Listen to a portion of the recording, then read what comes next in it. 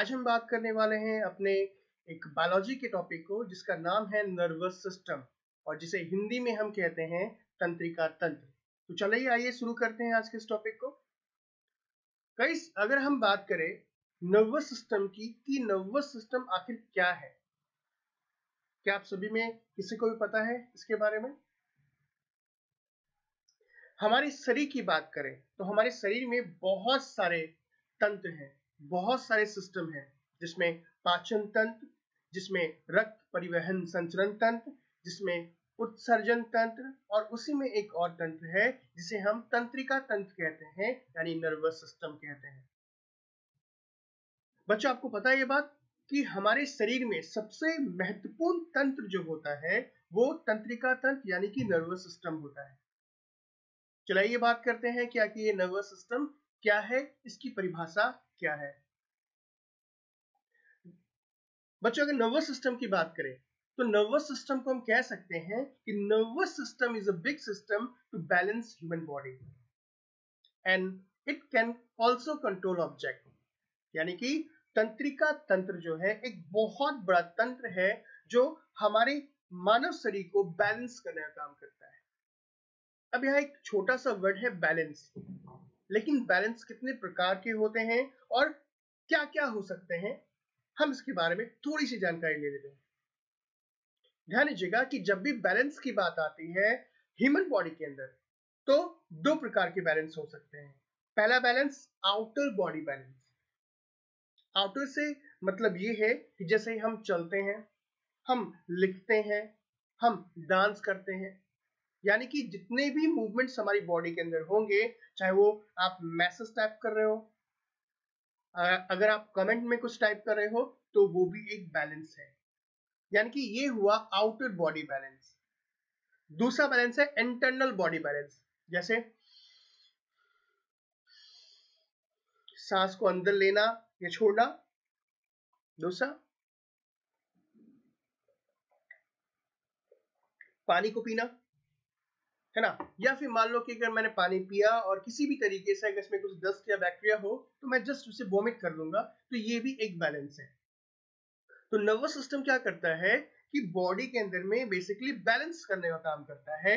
वो internal body balance भी है और आउटर बॉडी बैलेंस भी है। हम इसके बारे में आगे और अच्छे तरीके से पढ़ेंगे कि और कौन कौन से पार्ट हैं जो बैलेंस करने का काम करते हैं।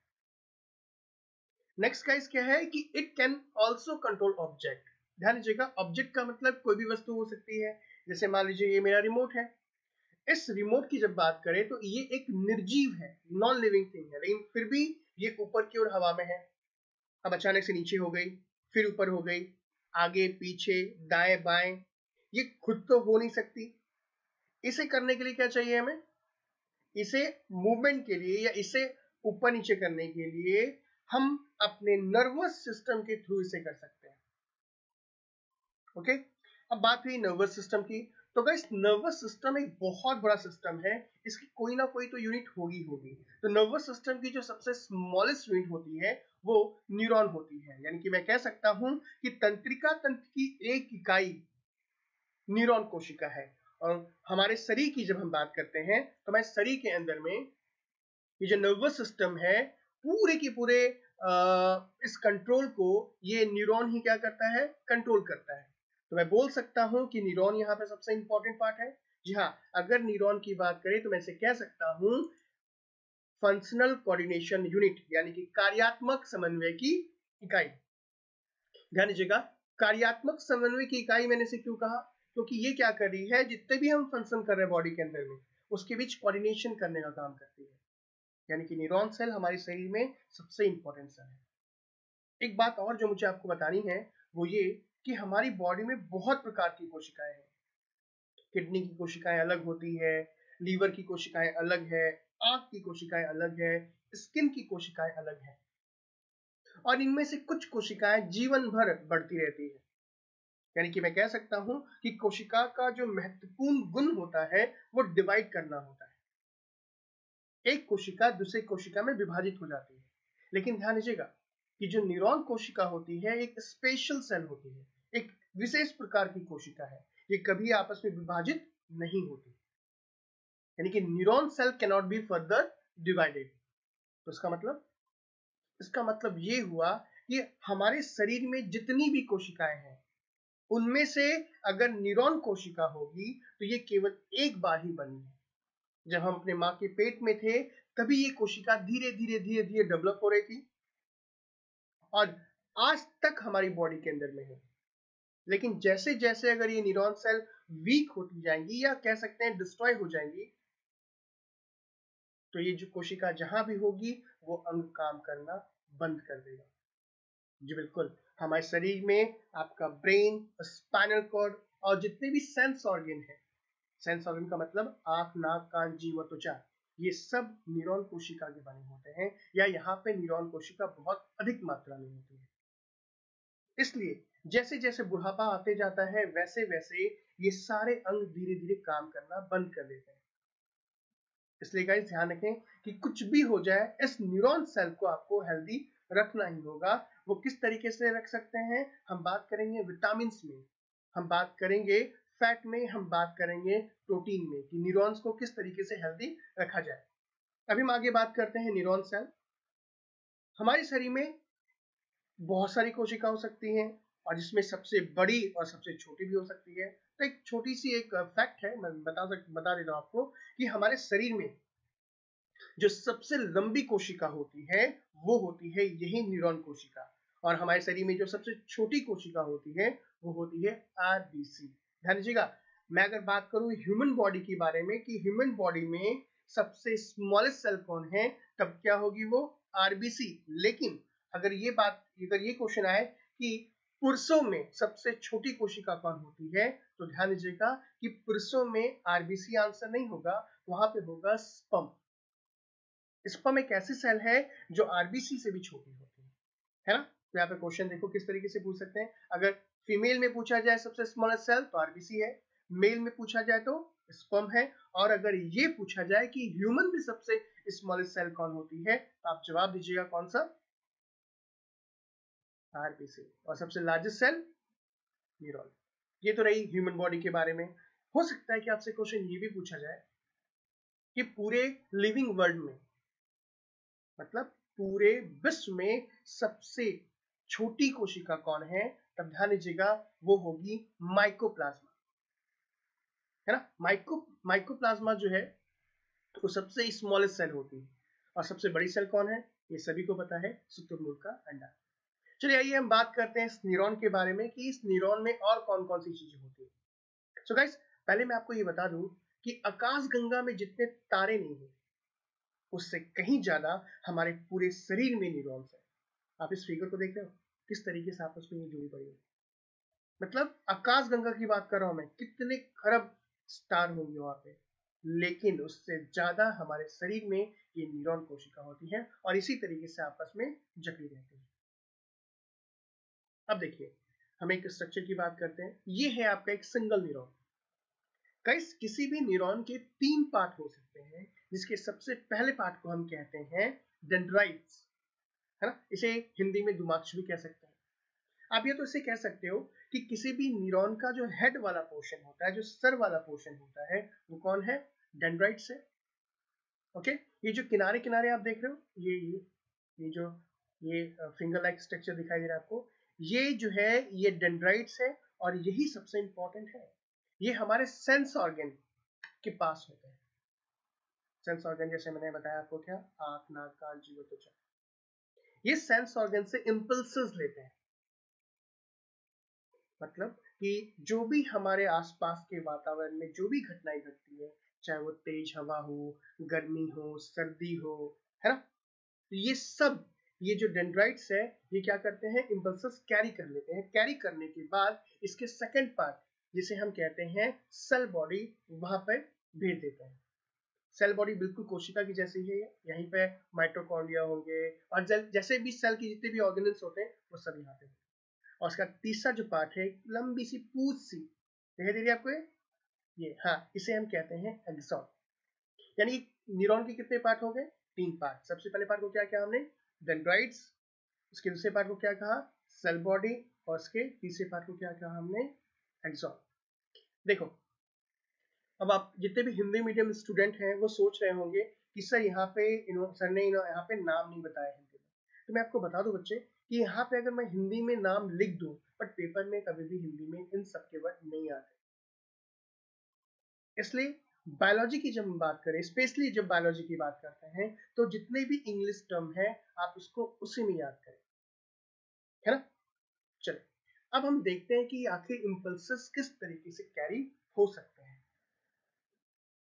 देखो, मान लो कि किसी ने आपको टच किया या किसी ने आपको कोई पेन चुभाया, है ना। जैसे आपको पेन चुभाया, मैं देखो मैं काट रहा हूँ, है ना, मैं पिंच ले रहा हूँ, तो जैसे मैं पिंच कर रहा हूँ मुझे हल्की सी क्या चुभन सी हो रही है। वो चुभन क्यों हुई पता है आपको? क्योंकि ये जो देखो आप, ये जो आप डेंड्राइट्स देख रहे हो ना, जैसे ही मैंने यहाँ पे पिंच करना स्टार्ट किया तो ये डेंड्राइट ने क्या किया, इम्पल्सेस आवेग को कैरी करना शुरू कर दिया। समझ रहे हो? जैसे आवेग को कैरी करना शुरू कर दिया, अब ये इम्पल्सेस कहाँ गई? सेल बॉडी के पास, है ना। अब ये सेल बॉडी क्या करेगी, इस इम्पल्सेस को इस लंबी पूंछ जिसे आप एक्सॉन कहते हो, इसके थ्रू भेज देगी कहाँ पे? दूसरे न्यूरॉन के पास। समझ रहे हो? फिर उसी तरीके से एक न्यूरॉन से दूसरे, दूसरे से तीसरे, तीसरे से चौथे, इसी तरीके से एक लंबी श्रृंखला बनकर कहाँ पहुंच जाएगी? आपके मस्तिष्क यानी कि आपके ब्रेन में। फिर आपको पता चलता है कि हाँ यहाँ पे कोई चुभन हो रही है या नहीं हो रही। अब आप सोचो कि बहुत मिली सेकेंड में आपको पता चल जाता है, लेकिन यहाँ पे जो इम्पल्सेस ट्रांसफर हो रहे हैं वो एक दो न्यूरॉन से नहीं, वो बिलियंस ऑफ न्यूरॉन से ट्रांसफर हो रहा है। आप समझ सकते हैं इसकी स्पीड कितनी होगी, है ना। चलो एक बार हम ये पता कर लेते हैं कि आखिर होता क्या है जब एक न्यूरॉन से दूसरे न्यूरॉन में इम्पल्सेस जाता है ना, तो किस तरीके से मूवमेंट होती है। चलिए देखते हैं। देखो, what happened when the signal reach end of the axon. क्या होता है जब एक सिग्नल जो है वो किसी भी न्यूरॉन के एंड वाले पोर्शन में आता है। अब एक न्यूरॉन दूसरे न्यूरॉन से जुड़ा है, इस बात का ख्याल रखेंगे। तो अब यहाँ पे आप देखो, आपको यहाँ पर कुछ दिखाई दे रहा है, दिखाई दे रहा है वाला पोर्शन, है ना। देखो, देख रही वाला पोर्शन नर्व कैंडी में, ध्यान दीजिएगा यहाँ पे पूरी अच्छे तरीके से देखिएगा। एक बार मैं फिर से दिखा देता हूँ, देखो, ठीक है, ठीक है। यानी कि एक न्यूरॉन दूसरे न्यूरॉन से जुड़ रहा है। ये तो एक आपको ये विजिबल न्यूरॉन दिखाई दे रहा है, इसके पीछे एक और न्यूरॉन है, देखो ये वाला पोर्शन, है ना। ये तो अब ये एक न्यूरॉन दूसरे न्यूरॉन से जुड़ रहा है। तो याद रखेंगे गाइस कि अगर एक न्यूरॉन दूसरे न्यूरॉन से जुड़ता है तो उस जगह को हम क्या कहते हैं? उस जगह को हम कहते हैं सिनेप्स। क्या कहते हैं? सिनेप्स। ये क्वेश्चन आपके पेपर में आ चुका है कि सिनेप्स जो है वो किसे कहते हैं, ठीक है। बहुत सारी कोशिकाएं, ध्यान दीजिएगा, लेकिन केवल न्यूरॉन कोशिका की बात हो रही है यहाँ पे कि न्यूरॉन कोशिका के जहां भी एक और एक दो न्यूरॉन जुड़ेंगे उसे हम सिनेप्स कहते हैं, और ये हमेशा नर्व के एंडिंग में होता है। Is it clear? यानी कि ये मैसेज चला गया। बट एक चीज सोचो कि ये जा कैसे रहा है। भाई सिग्नल की बात करें, इंपल्सेस की बात करें, सर आप ये अपने इंपल्सेस बताया, बट वो इंपल्सेस है क्या? बेसिकली क्या है कि जब हम कोई भी चीज आप टच करते हो, पिंच कर रहे हो, मुझे पता चल रहा है कि हाँ यहाँ पे क्या है, दर्द हो रहा है।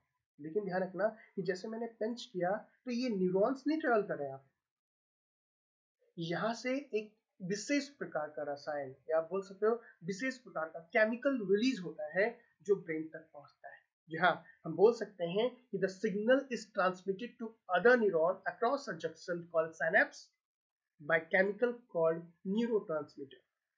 अब एक नया वर्ड आया, न्यूरोट्रांसमीटर। ये न्यूरोट्रांसमीटर आखिर क्या है, हम इसके बारे में थोड़ा सा बात कर लेते हैं। देखो एक बार यहाँ देखो, देखो मैं फिर से दिखा रहा हूँ। देखो यहाँ पे एक न्यूरॉन दूसरे न्यूरॉन से जुड़ रहा है ना, ये जो पोर्शन है आपका, ये जो सिनेप्स है, इस सिनेप्स को मैं जूम करने वाला हूँ। ओके, इस सिनेप्स को क्या करने वाला हूँ मैं? जूम करने वाला हूँ। जूम करूंगा तो किस तरीके से दिखेगा, एक बार देखो। देखो मैंने ये जूम कर दिया, है ना। मैं इसे और जूम कर देता हूँ। देखो अब ये दो न्यूरॉन है जो आपस में जुड़े पड़े हैं। अब आपको यहाँ पे कुछ चीज रिलीज होती दिखाई दे रही है ना। ये रिलीज हो रही है एक न्यूरॉन से, ये केमिकल रिलीज होकर के दूसरे न्यूरॉन के पास जा रहे हैं। गाइस ये जो आप देख रहे हो हर एक न्यूरॉन के एंड पर, है ना, एक गुहा टाइप की होती है, कैविटी टाइप की होती है, और वहां पर कुछ हार्मोन्स होते हैं, ठीक है। वो हार्मोन्स क्या करते हैं, सिग्नल देते हैं, किसे, दूसरे न्यूरॉन के। जैसे अभी आप मुझे कहाँ देख रहे हो, अभी आप मुझे लैपटॉप के माध्यम से देख सकते हो, या हो सकता है कि अभी आप मुझे सुन रहे होंगे अपने मोबाइल फोन में। अच्छा एक बात बताओ, आप अपने मोबाइल फोन में जब देख रहे होगे तो मोबाइल फोन को हेडफोन से कनेक्ट किया होगा आपने, ठीक है। तो सिंपल सा है, समझ लो कि आपका जो मोबाइल फोन है वो है ब्रेन, ठीक है, और आपका जो ईयर है वो क्या है, जिसमें से आप सुन रहे हो, सॉरी माफ करना, कि आप मोबाइल फोन है आपका, उसे मान लो एक ब्रेन मान लो, और वो जो जो आप ईयरफोन लेके जा रहे हो वो समझ लो एक नर्व्स है जो आपके कान में आवाज आ रही है। अब जो ईयरफोन है वो तभी ना एक्टिव होगा जब मोबाइल फोन में कोई भी वीडियो प्ले होगी।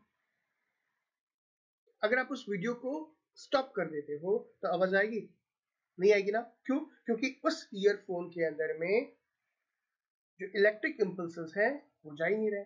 तो ठीक उसी तरीके से हमारे ब्रेन से निकल करके हमारे सेंस ऑर्गन तक, सेंस ऑर्गन कितने होते हैं, 5 मैंने आपको बताया, यही न्यूरॉन्स निकल के गए हैं, ठीक है, यही न्यूरॉन्स निकल के गए हैं।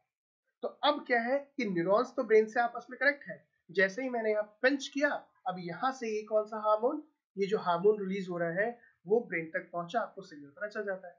लेकिन मान लो किसी तरीके से यहाँ पर कट हो जाए, मान लो अगर कट हो जाए तो क्या ये हार्मोन्स ब्रेन तक पहुंचेंगे, नहीं पहुंचेंगे, हमें पता ही चलेगा कि यहाँ पर कट लगा है। तो नर्वस सिस्टम की जब बात करें तो नर्वस सिस्टम के न्यूरॉन्स में जो भी केमिकल रिलीज होते हैं उसे हम कहते हैं न्यूरोट्रांसमीटर। ध्यान दीजिएगा, क्या कहते हैं, न्यूरोट्रांसमीटर कहते हैं। न्यूरोट्रांसमीटर क्या है, एक ऐसा हार्मोन जो केवल न्यूरॉन में ट्रेवल करता है। देखो हार्मोन तो बहुत सारे हो सकते हैं, समझ रहे हो, हार्मोन तो बहुत सारे हो सकते हैं, लेकिन कौन से न्यूरॉन्स की बात कर रहे हैं हम, किसी भी न्यूरॉन्स की, उसमें क्या ट्रांसफर हो रहा है, हार्मोन। तो ऐसे हार्मोन को क्या कहेंगे, न्यूरोट्रांसमीटर। चलिए एक बार देख लेते हैं कि नर्वस सिस्टम में कि अगर ये मैसेज, मतलब अगर आपको कोई भी चीज इंफॉर्मेशन ब्रेन में डालनी है तो इस न्यूरोट्रांसमीटर का होना बहुत जरूरी है। अगर आप सुन भी पा रहे हो तो कान से इंफॉर्मेशन ब्रेन में जा रही है, ये न्यूरोट्रांसमीटर के द्वारा ही जा रही है। अगर आप देख रहे हो और आपको चीजें समझ में आ रही है तो ये भी केवल न्यूरोट्रांसमीटर के थ्रू ही जा रही है। अब एक बार देख लेते हैं कि किस तरीके से और कितने न्यूरोट्रांसमीटर हो सकते हैं। देखिए नेक्स्ट है गाइस न्यूरोमस्कुलर जंक्शन। क्या है ये, NMJ गाइस, जहां पर the point where your muscles and nervous system meet is called neuromuscular junction. जहां आपका मसल्स और नर्वस सिस्टम जुड़ता है उसे ही हम क्या कहते हैं, न्यूरोमस्कुलर जंक्शन कहते हैं। दूसरी है गाइस, देखें दो प्रकार, ऐसे तो दो प्रकार के हैं आपके न्यूरोट्रांसमीटर, जिसमें सबसे पहला है एसिटिल्कोलाइन। हमारे नर्वस सिस्टम में जो सबसे ज्यादा हार्मोन पाया जाता है, या हमारे नर्वस सिस्टम में जो सबसे ज्यादा न्यूरोट्रांसमीटर पाया जाता है वो कौन है, एसिटिल्कोलाइन। और जो दूसरा है वो है क्या, एड्रीनलिन। ध्यान दीजिएगा गाइस, ये जो एड्रीनलिन है इसे आप फ्लाइट और फाइट के नाम से भी जानते हो, लड़ो और उड़ो के नाम से भी जानते हो। हाँ, ये हार्मोन जो है सबसे इंपॉर्टेंट है, ध्यान दीजिएगा, ये नर्वस सिस्टम में ट्रेवल करता है। आप सोचोगे कभी भी सडनली आपको कोई, जैसे आप अचानक शांत बैठे हो, अचानक पीछे से कोई आगे चिल्ला दिया आप पे, तो कैसे चौंक जाते हो। तो वो चौंक जाना कितने जल्दी हो जाता है, कितने सेकंड में हो जाता है, वो क्यों, क्योंकि वो एड्रीनलिन के थ्रू होता है। सो गाइस अभी हम बात कर रहे थे किसके बारे में, नर्वस सिस्टम के बारे में, हमने बात की न्यूरॉन्स के बारे में, है ना, हमने बात करी न्यूरोट्रांसमीटर के बारे में। नेक्स्ट एक बार हम बात कर लेते हैं क्या, नर्वस सिस्टम कितने प्रकार के होते हैं। सो अभी हम बात करने वाले हैं कि हमारे शरीर में जो नर्वस सिस्टम है वो कितने प्रकार के होते हैं। देखो नर्वस सिस्टम की बात करें तो 3 प्रकार के नर्वस सिस्टम है, जिसमें सबसे पहला है कौन, सेंट्रल नर्वस सिस्टम, जिसे हिंदी में हम केंद्रीय तंत्रिका तंत्र कहते हैं। दूसरा जो है वो है पेरीफेरल नर्वस सिस्टम। तीसरा जो है वो है ऑटोमेटिक नर्वस सिस्टम। यानी कि जो हमारा शरीर है वो 3 प्रकार के तंत्रिका तंत्र से बना है। हालांकि आप बहुत सारे पेपर में देखोगे दो है, जिसमें केवल सेंट्रल नर्वस सिस्टम है और पेरिफेरल नर्वस सिस्टम है, और ऑटोमेटिक को क्या पेरिफेरल के अंदर ही डाल दिया। बट हम यहाँ पे समझने की दृष्टिकोण से अलग अलग करेंगे। तो पहला हम देखते हैं एक बार कौन, सेंट्रल नर्वस सिस्टम, जिससे नाम से पता चलता है कि ये सेंट्रल में बिल्कुल केंद्रीय है। अब इसके दो भाग हैं। दो भाग कौन कौन से, पहला जो है वो है ब्रेन, और जो दूसरा है वो है स्पाइनल कॉर्ड। चलिए एक एक के बारे में थोड़ा सा बात करते हैं, डिस्कस कर लेते हैं। ब्रेन, वैसे ब्रेन के बारे में तो आपको पता ही है ये क्या कर सकता है। मैं कहूंगा कि the most complex living structure on the universe, यानी कि पूरे ब्रह्मांड में आपके मस्तिष्क से जटिल संरचना कोई भी नहीं है। हम सुपर कंप्यूटर बना रहे हैं, हम हवा से तेज चलने वाली मिसाइल बना रहे हैं, हम चांद में बसने की तैयारी कर रहे हैं, लेकिन क्या अभी तक हमने कोई ब्रेन बनाया? बिल्कुल भी नहीं, क्योंकि ब्रेन को समझना थोड़ा सा मुश्किल है। गाइस, ब्रेन की जब बात करें तो ब्रेन में लगभग 100 बिलियन न्यूरॉन होते हैं, लेकिन क्या ये सारे के सारे एक्टिव होते हैं? बिल्कुल भी नहीं। जो हमारे आइंस्टाइन थे ना, उनका भी केवल 15 बिलियन ही एक्टिवेट था। तो सोचो हमारा कितना होगा। अब क्या इस उम्र में हम अपने इस नर्वस सिस्टम के इस ब्रेन के इस न्यूरॉन को एक्टिव करा सकता है? नहीं करा सकता। ये केवल 0 से 5 साल की उम्र तक ही एक्टिवेट होता है। जितना कराना है उसी समय हो सकता है, बाकी धीरे धीरे एक्टिवेट नहीं। जैसे उम्र बढ़ती जाती है धीरे धीरे सुकूनने लगते हैं, और एक डिजीज हो जाती है जिसे हम अल्जाइमर कह सकते हैं। डिमेंशिया अल्जाइमर का नाम सुना होगा, हम आगे बात करेंगे इसके बारे में। तो हमारा जो ब्रेन है वो कितने 100 बिलियन न्यूरॉन से मिलकर बना होता है, लेकिन ये एक्टिव कितना होता है अभी तक पता चला है, ये केवल और केवल 15 बिलियन एक्टिव है। किसमें? आइंस्टाइन में। और हाँ, जो हमारी व्हेल है उसमें 25% तक एक्टिव अभी देखा गया। चलिए अब हम साइज की बात कर लेते हैं कि जो ब्रेन का साइज है वो कितना है। ब्रेन जो है लगभग अप्रोक्स 1300 से 1400 ग्राम के बीच में होता है। और हाँ, ब्रेन की बात करें तो गाइस, ब्रेन जो है हमारे हमारे एक हड्डी की खोल में, ये देख रहे हो हड्डी, हड्डी तो कोई भी आपने देखा होगा, कंकाल देखा होगा, कंकाल में आपको यहाँ से यहाँ तक दिखाई देता है, यहाँ तक, इसको स्कल कहते हैं, कंकाल बोलते हैं। लेकिन ब्रेन कहाँ तक होता है? ब्रेन यहाँ से लेकर के यहाँ तक कवर होता है। तो जहां से लेकर ब्रेन, यहाँ से लेकर यहाँ तक वाले हड्डी के पार्ट को हम कहते हैं कपाल। क्या कहते हैं? कपाल कहते हैं। मैं आगे बताऊंगा अभी। कपाल कहते हैं।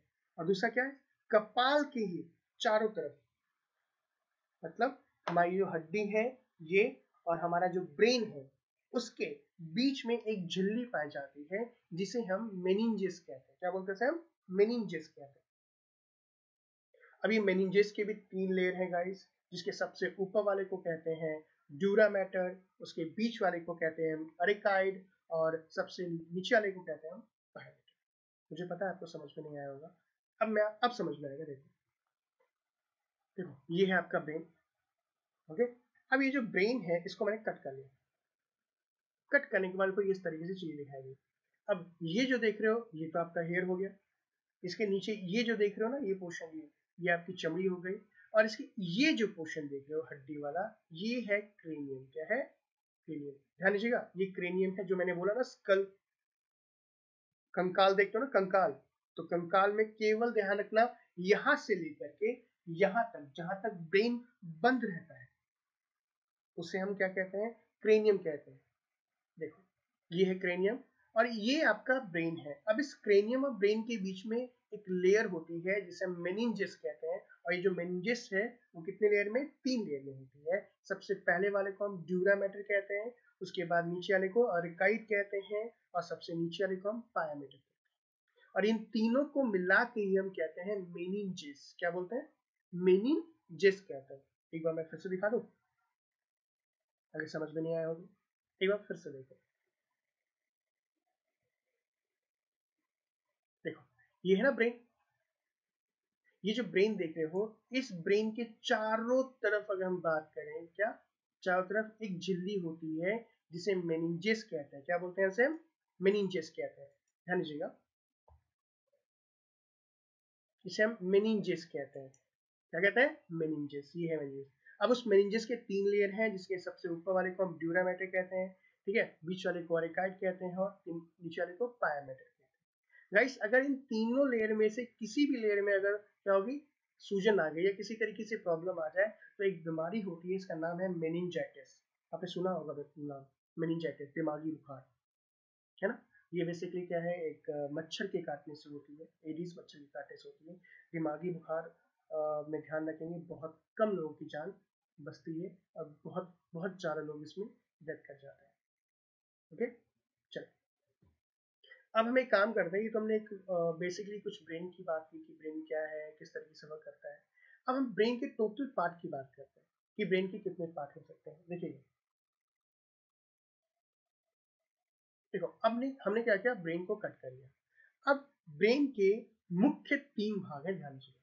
मैं कुल की बात नहीं कर रहा, मैं टोटल पार्ट ऑफ ब्रेन की बात नहीं कर रहा, मैं क्या बात कर रहा हूँ, मेन पार्ट ऑफ ब्रेन की बात कर रहा हूँ। 3 पार्ट हैं, जिसके सबसे ऊपर वाले को हम कहते हैं प्रोसेफ्लॉन, हिंदी में कहते हैं अग्र मस्तिष्क। इसके दूसरे वाले भाग की बात करें तो कौन दूसरा क्या है, ये है मेसेनफ्लॉन।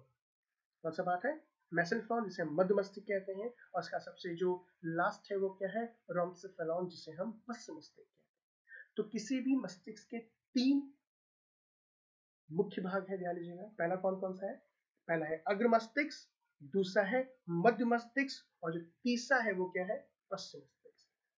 क्लियर? चलो एक बार एक एक करके हम बात करते हैं। सबसे पहले हम बात करते हैं किसके बारे में, प्रोसेफ्लॉन के बारे में, या अग्र मस्तिष्क के बारे में। गाइस, अग्र मस्तिष्क जो है वो आपके ब्रेन का सबसे आगे वाला हिस्सा होता है, ठीक है। इसे हम फोर ब्रेन भी कहते हैं।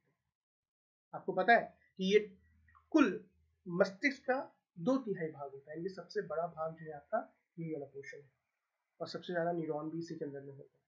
इसलिए ये सबसे ज्यादा रिस्पॉन्सिबल है किसके लिए, आपके मैक्सिमम डिसीजन के लिए। अब इसकी बात करें तो उसके 2 भाग हैं। सबसे पहला भाग को हम कहते हैं सेरिब्रम और दूसरे भाग को कहते हैं डायंथेफ्लॉन। अच्छा, एक चीज सुनिए कि भाई सर ये जो आपने बताया प्रोसेफ्लॉन के बारे में, वो किस तरीके से काम करता है, एक बार उसे भी देख लेते हैं। सेरिब्रम की बात करेगा, सेरिब्रम को हिंदी में हम क्या कहते हैं, प्रमस्तिष्क भी कहते हैं।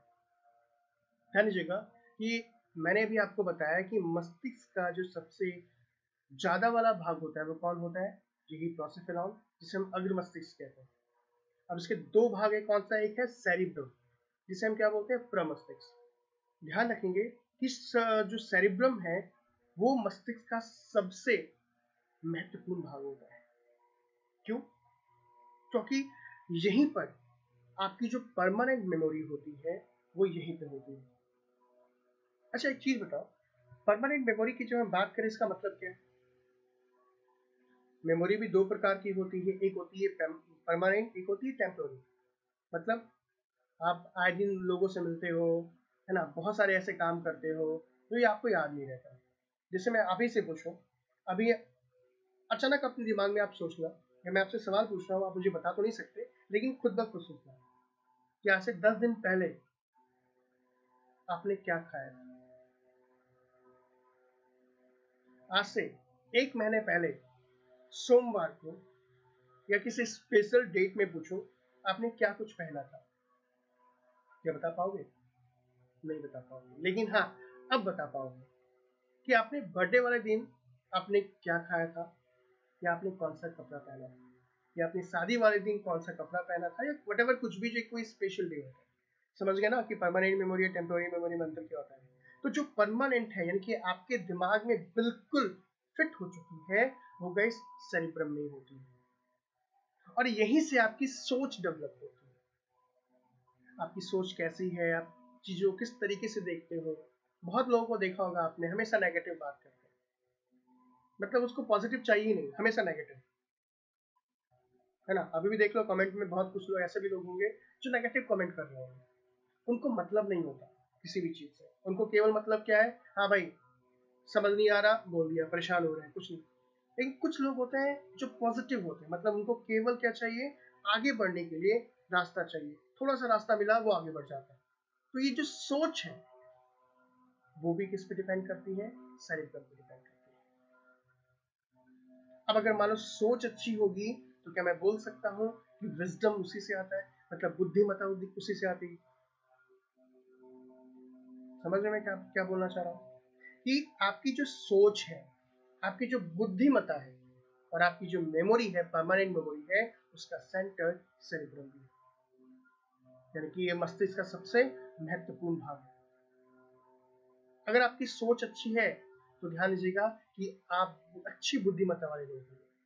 पूरी पूरी दुनिया में दो प्रकार के लोग होते हैं, एक कंप्लेन करते हैं और एक सॉल्यूशन करते हैं। दोनों के लिए रिस्पॉन्सिबल कौन है? सेरेब्रम है, लेकिन वो डिपेंड करता है आप चाहते क्या हो। अगर आप कभी हमेशा कंप्लेन करते हो तो इसका मतलब ये है कि आपकी जो सोच है वो धीरे धीरे नेगेटिव होती है, और ऐसा इंसान कभी आगे नहीं बढ़ता। इस बात का ध्यान रखें। सभी के लाइफ में प्रॉब्लम होती है, लेकिन सॉल्यूशन क्या है उसका, ये सोचना बुद्धिमत्ता कहलाता है। लेकिन जो प्रॉब्लम है केवल उसी के बारे में सोचना, ये बेवकूफी कहलाती है। तो आपके ब्रेन में ये जो सेरेब्रम है, यानी कि प्रमस्तिष्क है, ये बिल्कुल एक्टिव है। अब आपका काम है कि इसको किस तरीके से वर्क करें। ठीक है। दूसरा है डाइनसेफलॉन। ध्यान रखना, डाइनसेफलॉन एक पार्ट है गाइस, है ना। इसके भी दो पार्ट हैं, एक है थैलेमस और दूसरा है हाइपोथैलेमस। देखो मैं एक बार दिखा देता हूँ कि कौन है थैलेमस, कौन है हाइपोथैलेमस और कौन है सेरेब्रम। ये जो पोर्शन देख रहे हो, ये वाला पोर्शन है ना, ये है आपका सेरेब्रम। ये जो पोर्शन देख रहे हो यहाँ पे, ये है आपका डाइनसेफलॉन। अच्छा, डाइनसेफलॉन के पास ही एक ग्लैंड होती है जिसे हम क्या कहते हैं? पिट्यूटरी ग्लैंड कहते हैं, फ्यूज ग्रंथि कहते हैं। आपको पता होगा कि हमारे शरीर की जितनी भी ग्रंथियां हैं उनको नियंत्रित करने का काम कौन करता है? ये पिट्यूटरी ग्लैंड। ओके। अब इसके दो पार्ट हैं। पहला कौन सा है? थैलेमस। ध्यान देना कि थैलेमस हमारे शरीर में क्या करता है? ठंडा, गर्म और दर्द की अनुभूति कराता है। जैसे मैंने पानी पिया, ये पानी कोल्ड है, ठंडा है, तो पता चला ना। मुझे कैसे पता चला कि ये पानी ठंडा है? मेरे सेंस ऑर्गन टंग ने इसे टच किया, उसके बाद ये ब्रेन को बताया कि हाँ भाई ये क्या है? पानी, ठंडा पानी है। तो ब्रेन के किस भाग से पता चला कि ये पानी ठंडा है? वो कौन? थैलेमस। अगर ये चाय होती तो गर्म बताता, है ना। साथ में दर्द की अनुभूति, जैसे मान लो अभी मैं पढ़ाते पढ़ाते क्या हुआ, अचानक मेरा हाथ किस पे लग जाए? किसी पिन पे लग जाए, तो मुझे दर्द की अनुभूति होगी ना। तो वो जो दर्द की अनुभूति होगी वो किसकी वजह से? इसी थैलेमस की वजह से। ओके। नेक्स्ट बात करते हैं किसके? हाइपोथैलेमस के बारे में। बहुत इंपॉर्टेंट पार्ट है गाइस। हमारी बॉडी का जो टेम्परेचर होता है ना, वो यही रेगुलेट करती है। मान लो आपको बहुत ठंड लग रही है, बहुत ठंड लग रही है, तो ये ब्रेन, ये जो ये है, ये आपके स्किन को बोलेगा क्या कि जाके थोड़ा सा गर्म हो जाए। क्योंकि अगर बाहर का टेम्परेचर बहुत कम है और अगर वो अंदर आ गया तो हमारे ऑर्गन को क्या करेगा? वो नुकसान पहुंचाएगा। आपको तो पता ही है हमारी बॉडी का टेम्परेचर कितना होता है, 37, है ना। तो 37 से ना तो कम होना चाहिए ना तो अधिक होना चाहिए। तो चाहे वो गर्मी हो या चाहे वो सर्दी हो, इस मौसम में आपका जो हाइपोथैलेमस है वही कंट्रोल करता है बॉडी बैलेंस। साथ में अगर आपको मान लो भूख लगी है, प्यास लगी है, तो भी कंट्रोल करता है।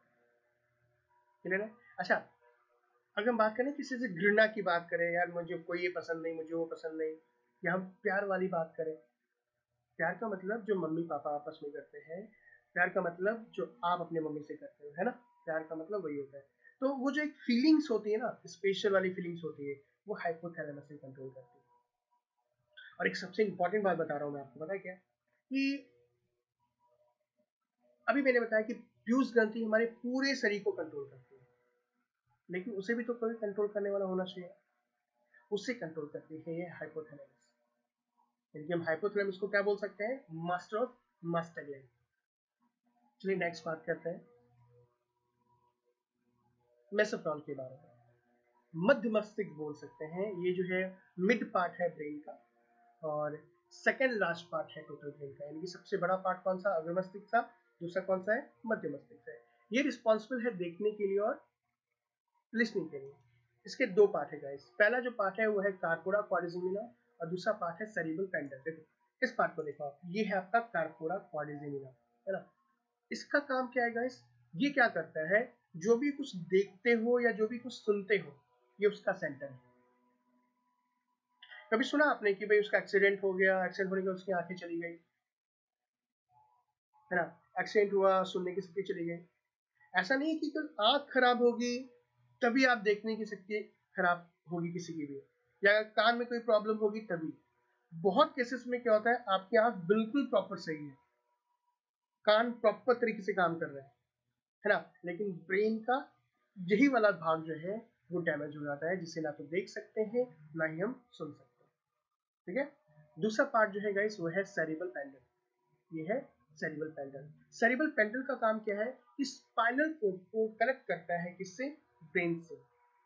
दोनों बात हो सकती है, या तो ब्रेन को स्पाइनल कोड से जोड़ता है या ब्रेन को स्पाइनल कोड से अलग करता है। तो दोनों के बीच में जो पार्ट है वो कौन है, सेरिब्रल पेंडल। ओके, नेक्स्ट बात करेंगे हम रॉम्सर ग्राउंड के बारे में। ये बैक पार्ट होता है, ये पीछे का मस्तिष्क होता है, सबसे स्मॉलेस्ट पार्ट होता है, बट है छोटा लेकिन सबसे इंपॉर्टेंट पार्ट है। मैं आपको बता दूं क्यों, क्योंकि ये हमारे शरीर में दोनों बैलेंस के लिए रिस्पॉन्सिबल है। मैंने बताया था ना अभी थोड़ी देर पहले नर्वस सिस्टम के बारे में, कि नर्वस सिस्टम जो है वो बैलेंस करता है। तो हाँ, ये जो ब्रेन है ये क्या करता है, इसे हम पश्च मस्तिष्क बोल सकते हैं। इसका काम क्या है, बैलेंस करना।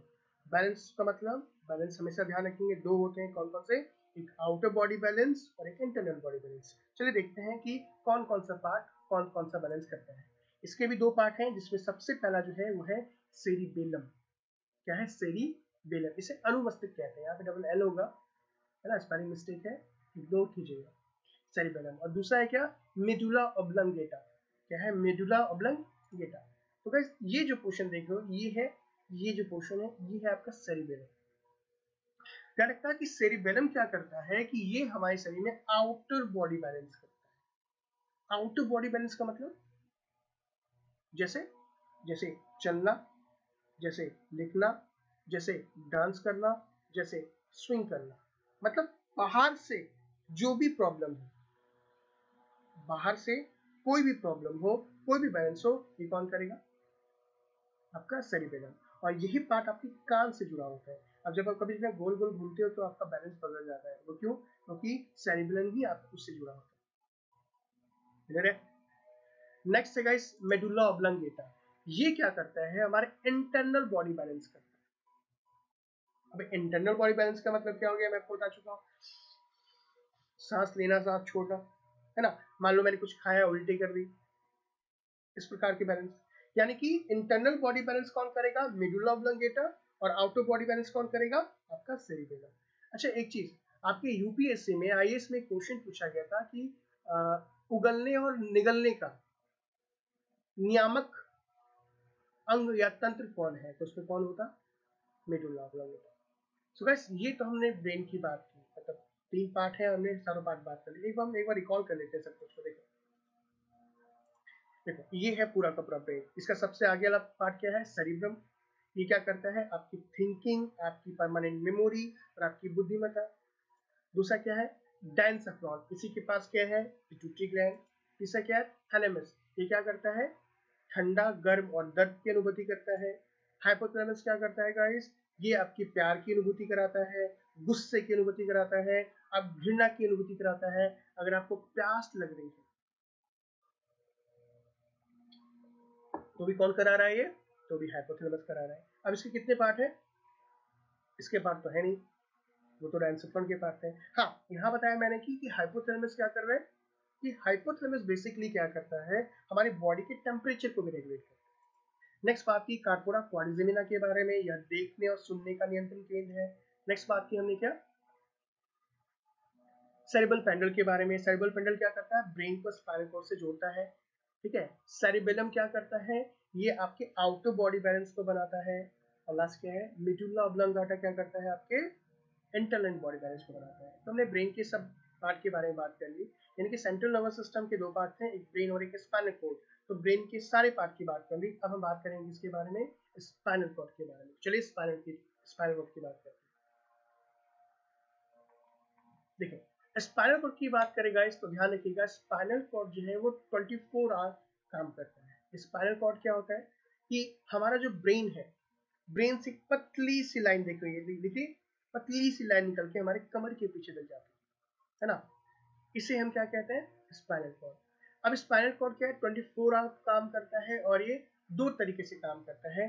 पहला क्या है, स्टिमुलेशन, जिसे उद्दीपन कहते हैं, और दूसरा क्या है, रिफ्लेक्स एक्शन, जिसे हम प्रतिवर्ती क्रिया कहते हैं। ध्यान दीजिएगा कि स्पाइनल कॉर्ड 24 आवर काम करता है। तो आपका सवाल, सर क्या ब्रेन 24 आवर काम नहीं करता? देखो, ब्रेन करता है 24 आवर काम, लेकिन ब्रेन के चारों के चारों पार्ट, या तीनों के तीनों पार्ट, या फिर टोटल जो पार्ट है वो लगातार काम नहीं करते। मान लो आप सो रहे हो, तो क्या आपका हाथ काम करता है? क्या कान काम करता है? नहीं करता ना।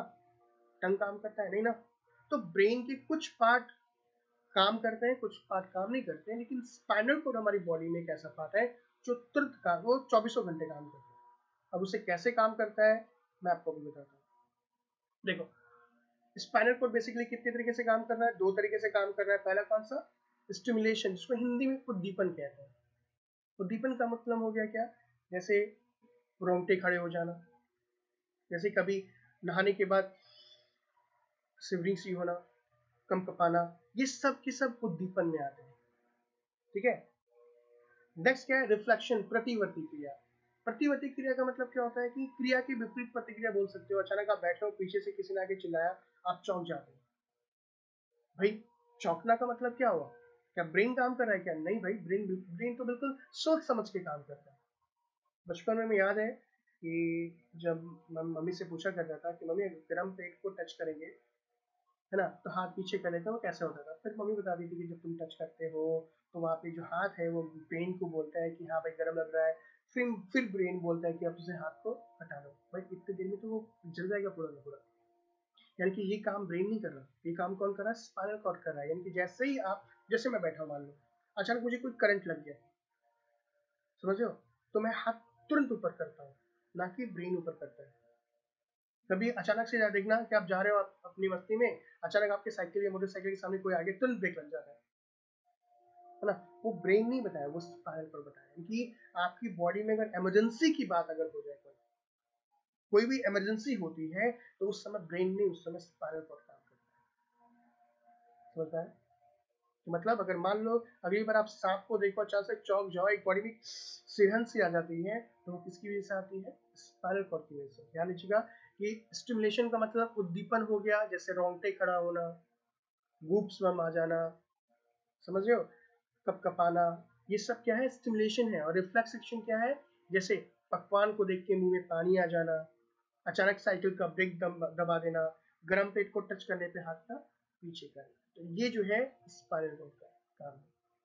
सो गाइस, अभी हमने बात की सेंट्रल नर्वस सिस्टम के बारे में, जिसमें ब्रेन का काम क्या था और आपका जाकर के इसका स्पाइनल कॉर्ड का काम क्या था। नेक्स्ट हम बात करेंगे किसे, पेरीफेरल नर्वस सिस्टम के बारे में। चलिए एक बार देखते हैं पेरीफेरल नर्वस सिस्टम क्या है। देखिए, तीन सिस्टम बताया मैंने आपको, पहला सेंट्रल नर्वस सिस्टम और दूसरा पेरीफेरल नर्वस सिस्टम। परिधि तंत्रिका तंत्र। अच्छा, कैसे एक बार बताओ, मैंने भी बोला कि ब्रेन कुछ भी बता रहा है, मतलब ब्रेन के पार्ट ने बोला भाई ये ठंडा ये गर्म, ये तो पता चल रहा है, लेकिन ब्रेन को आखिर पता कैसे चलेगा? मान लो मैंने बोला कि भाई हाथ ऊपर करो, सभी के सभी, भाई क्लास में तो करते हो, यहाँ भी कर सकते हो, कोई प्रॉब्लम नहीं है ना। मैं ही कर देता हूँ, चलो मैंने कहा हाथ ऊपर करो, तो मैंने आपका हाथ ऊपर कर लिया, तो क्या ब्रेन आया हाथ ऊपर करने? नहीं ना, ब्रेन ने सिग्नल दिया होगा तभी तो। अब मैंने कहा हाथ नीचे करो, मैंने हाथ नीचे कर लिया, तो क्या ब्रेन आया? नहीं ना, ब्रेन ने केवल सिग्नल दिया है, इस बात का ध्यान रखेंगे।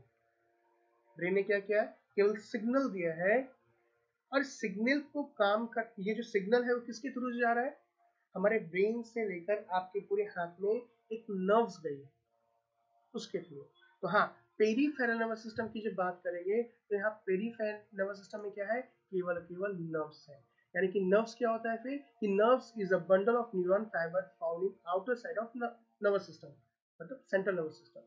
न्यूरॉन्स, जब बहुत सारे न्यूरॉन्स आपस में ग्रुप में हो जाते हैं, तो उससे हम क्या बोलते हैं, नर्व्स कहते हैं। तो ब्रेन और स्पाइनल कॉर्ड दो ही मेन इंस्ट्रक्शन दे रहा है, दो ही जो है मेन निर्देशन दे रहा है। तो इन दोनों से जो है नर्व्स निकल के पूरी बॉडी में लगेंगे, और उसी को हम क्या बोलते हैं, आपका peripheral nervous system. So guys, ध्यान दीजिएगा कि नर्व्स दो प्रकार की होती हैं। एक को बोलते हैं कार्डियल नर्व्स, जो 12 जोड़ी होती है, कार्डियल नर्व्स कहाँ होती है? ये आपके ब्रेन से निकल के पूरे शरीर में जाती है। यानी कि मैं बोल सकता हूँ जो कार्डियल नर्व्स है वो बेसिकली ब्रेन है वो जो भी बोलता है वो कार्डियल नर्व्स कहते हैं, और 12 जोड़ी होती है। और दूसरा है स्पाइनल नर्व्स। स्पाइनल का मतलब स्पाइन, ये ना स्पाइनल कोड से जो नर्व्स निकलेगी वो कौन है? Spinal cord. जिस कितनी पेयर होती है? 31 पेयर होती है। 31 इसलिए क्योंकि मैंने कहा भी कि जो न्यूरॉन्स है वो 24 घंटा एक्टिवेट होते हैं, तो उनकी नर्व्स बहुत ज्यादा होगी। तो सेंट्रल नर्वस सिस्टम ने जो भी कुछ निर्देश दिया उसे किसने कंट्रोल किया? पेरिफेरल नर्वस सिस्टम ने अपने तंत्रिकाओं के माध्यम से कर दिया। कभी सुना है कि लोग किसी को लकवा मार गया? लकवा मारने का मतलब क्या होता है पता है? कि वो पार्टी काम करना बंद कर देता है। देखो यहाँ पे देखो, ये ब्रेन है और ये जो दिखाई दे रहा है ये पीछे ये लाइन जो दिख रही है ये है आपका स्पाइनल कॉर्ड। तो अब स्पाइनल कॉर्ड से देखो बहुत सारे ये कुछ तारे निकली है, इसे ही हम कह रहे हैं क्या? Spinal nerves. यानी कि ये कितनी होती है? 31 पेयर होती है। अब ब्रेन से भी देखो छोटी छोटी नर्व्स निकली है, इसे क्या बोलते हैं? कार्डियल नर्व्स कहते हैं, जो 12 पेयर होती है। अगर ये किसी तरीके से खराब हो जाए तो ध्यान रखना लकवा मार जाता है। मेरे ख्याल से थोड़ी बहुत चीजें आपको समझ में आ रही होंगी। देखो, तो हमने बात की सेंट्रल नर्वस सिस्टम के बारे में, हमने बात करी पेरिफेरल नर्वस सिस्टम के बारे में, और हमने बात करें अब ऑटोमेटिक नर्वस सिस्टम के बारे में। देखो ऑटोमेटिक नर्वस सिस्टम क्या होता है? स्वायत्त बोल सकते हैं इसको, खुद ब खुद काम करती है। मतलब एक ऐसा तंत्र जो ब्रेन और स्पाइनल कॉर्ड के द्वारा कंट्रोल नहीं किया जा सकता। जैसे क्या मैं किडनी को बोल सकता हूँ कुछ देर के लिए काम करना बंद कर दे? क्या मैं लीवर को बोल सकता हूँ कि कुछ देर काम करना बंद कर दे? या मैं अपने स्टमक को बोल सकता हूँ क्या कि भाई ऐसा है कि भी सोमवारी आने वाली है, मैं फास्ट करूंगा, एक काम करो मैं रविवार कोई अच्छा खाना खा लूंगा और तुम धीरे धीरे करके बचना ताकि मुझे भूख ना लगे? ऐसा पॉसिबल है? नहीं है, ऐसा पॉसिबल नहीं। हमारे शरीर में भी एक ऐसा सिस्टम है जो खुद कंट्रोल करती है, हम कंट्रोल नहीं कर सकते। जैसे खुद को गुदगुदी नहीं लगा सकते, लगा सकते हो क्या? नहीं लगा सकते। खुद की सांस कुछ देर के लिए तो सांस बंद कर सकते हो, लेकिन पूरी तरीके से सांस को बंद नहीं कर सकते। या आप हार्ट को नहीं बोल सकते कि भाई रुक जा, बोल सकते हो क्या? अरे अगर यही रुक जाता तो टेंशन ही खत्म। तो अब कुछ ऐसा तंत्र जो हमारी पूरी बॉडी में कंट्रोल खुद ब खुद होता है उसे हम कहते हैं ऑटोमेटिक नर्वस सिस्टम, यानी उसे हम कहते हैं स्वायत्त तंत्र कहते हैं। अब गाइस ये जो है ये कंट्रोल इनवॉलंटरी एक्टिविटी है, मतलब अनैच्छिक है, इसे आप इच्छा द्वारा कंट्रोल नहीं कर सकते। अब इसके दो पार्ट हैं, इसमें कौन सा है? एक है सिंथेटिक और एक है पैरासिम्पैथिक। एक बार इसके बारे में बात कर लेते हैं। देखो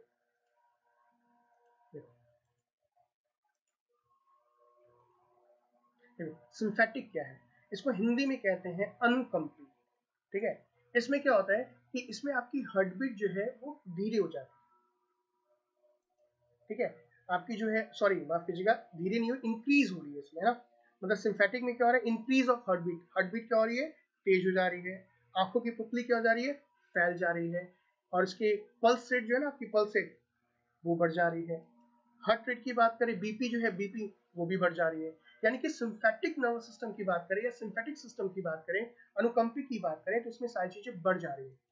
ओके, और पैरासिम्पैथिक की बात करें इसका उल्टा है अनुकंपी। इसमें चीजें क्या हो रही है? घट सी जा रही है। जैसे देखो हार्ट बीट का घट जाना, ठीक है, आंखों की पुतली का सिकुड़ जाना, आपके पल्स रेट का कम हो जाना, और आपका बीपी का क्या हो जाना? वो भी कम हो जाना। देखो ये एक दूसरे से जस्ट अपोजिट है।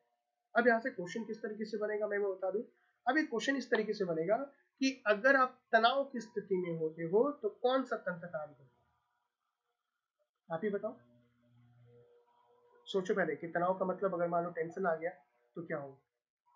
अचानक मान लो आपके पास फोन कॉल आता है कि यार घर में किसी का एक्सीडेंट हो गया, तो क्या करोगे? सांसें तेज चलेगी, आंखें फैल जाएगी। तो डिप्रेशन में तो ऐसे ही होता है। इसका मतलब क्या? कि सिंथेटिक काम करेगा। जब आप डिप्रेशन में होगे तो क्या काम करेगा? सिंथेटिक काम करेगा। और जब आप रिलैक्स मोड में होते हो तब कौन काम करता है? आपका पैरासिम्पैथिक काम। सो गाइस यहाँ पे हमने आज बात की नर्वस सिस्टम के बारे में। मुझे लगता है कि आपको थोड़ा बहुत समझ में आया होगा।